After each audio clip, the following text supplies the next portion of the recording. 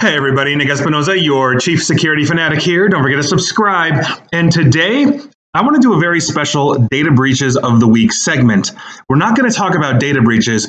We're going to talk about what to do if you have been breached. Now, I get this request quite a bit. In the past year, I've gotten this literally dozens and dozens of times across multiple platforms saying, hey, can you just lay all of this out? And I did one of these a while back, and by a while back, I probably mean years at this point. So I thought it was time to do another one of these. And for the record, this is focused on the consumer, not businesses per se, but a lot of this advice, truthfully, is good for both. And so with that, here's a step-by-step process that I would take if I personally had experienced a data breach. And for the record, we have all experienced the data breach. The first one is actually confirm the breach.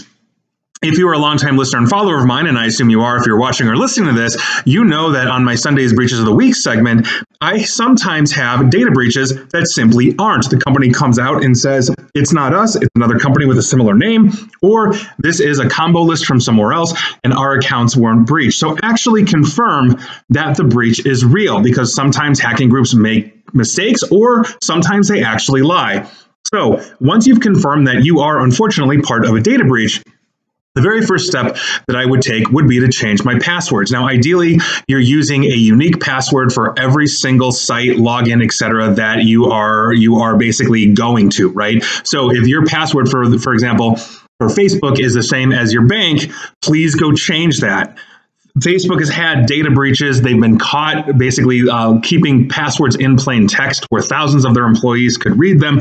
You should have a unique password and a strong password, not your dog's name, for every single site or login that you possibly have. Also, enable multi-factor authentication to the best of your ability. Now, most sites are going to have this. I'm not so worried about the Netflixes of the world if you've got good passwords, because I don't even think Netflix has that. But when you have sites like, let's say, anything from Microsoft or Google or Facebook or any one of these, you can enable multi-factor authentication. Now, there are different types of multi-factor authentication, and the one that I would recommend for most people would be to go ahead and use an authenticator app.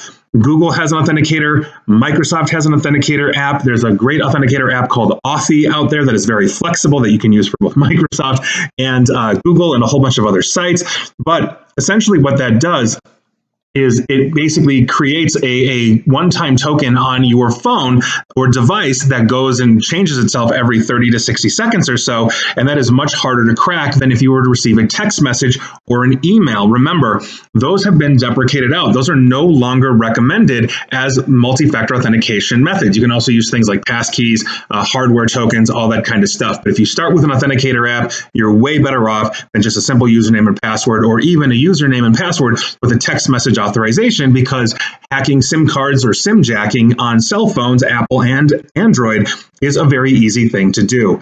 But once we've enabled our multi-factor authentication, we're going to want to start monitoring our accounts. And what I mean by that is you should basically be set up with some kind of credit reporting agency where you can get on the fly your credit scores. You can see what accounts are or are not opened from you. So for example, Credit Karma is out there.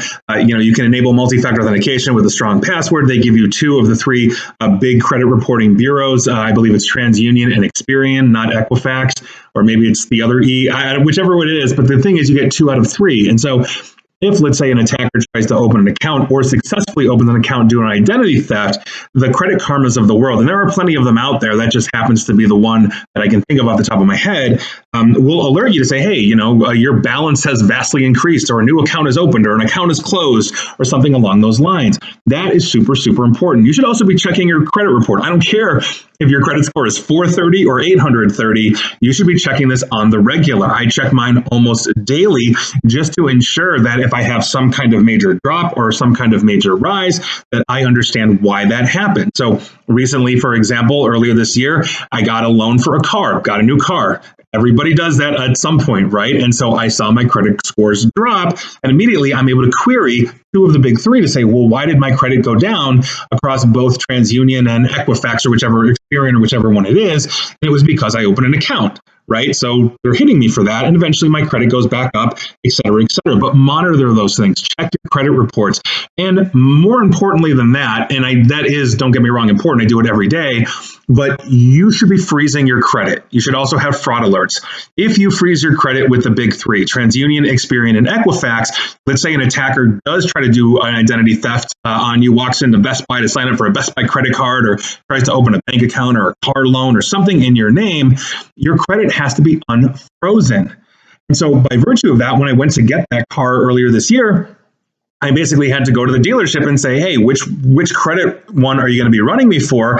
And they said, oh, it's TransUnion, whichever one it was. And I said, okay, great. So I unlocked it for a couple of days so they could run my credit, make sure that I was worthy enough to get a car financed, et cetera, et cetera. And then my credit freezes again.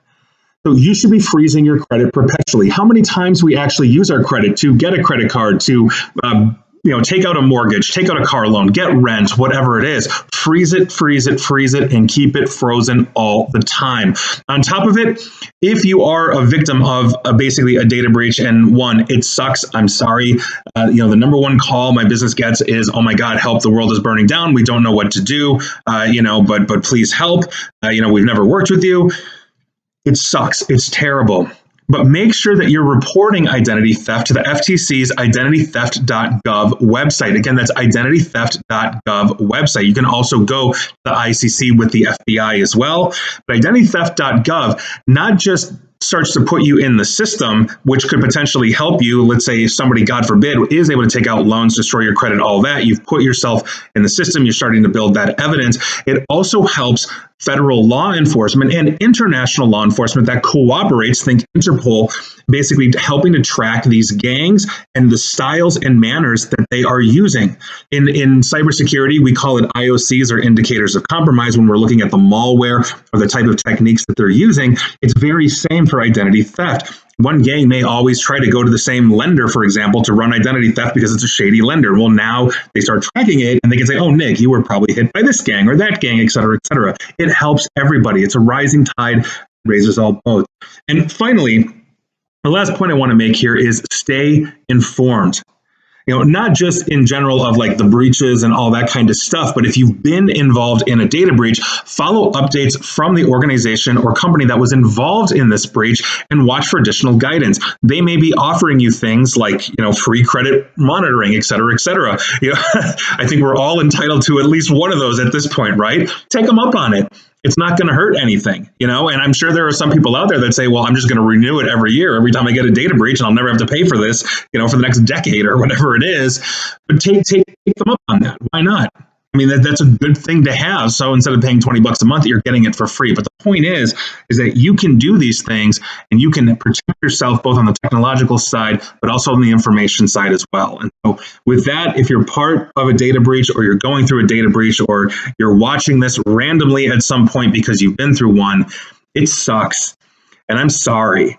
And I've had friends, I've had colleagues, I've had others that have gone through this, and it is a rough time. It can take months to get your identity back or to undo, the credit, or, get another credit card when everything is frozen and they're trying to figure out if you're just trying to rip off the credit card or you actually got ripped off. So make sure that you're taking good precautions. Make sure, like I said, you're taking the advice here.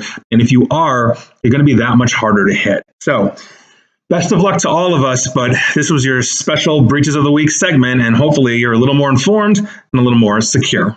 And please like, share, follow me here on Facebook and Twitter at Nick AESP, and please feel free to subscribe to me at YouTube as well. And as always, stay safe, stay online, and please, please, please attempt to stay private, informed, and secure.